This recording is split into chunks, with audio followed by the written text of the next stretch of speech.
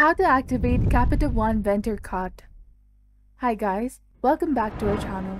In this video tutorial, we'll be talking about activating the Capital One Vendor Card.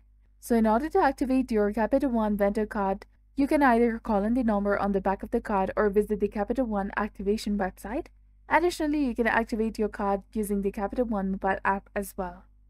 Once activated, your Capital One Vendor Card will be ready for the purchases almost instantly, regardless of the activation method you choose.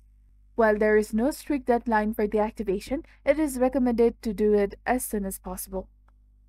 So by phone, you can call the number located on the back of your card or the one on the sticker attached to be the front. Be prepared to verify your personal information such as your social security number, card number, or the phone number linked to your application. You can log into your Capital One account or create one if you don't have it, and navigate to the activation page where you have to enter any required security information, including the 3-digit security code from the card. By the mobile app, you have to open the Capital One mobile app and log in with your online credentials, and then tap on the credit card activation button and enter any requested security information as well.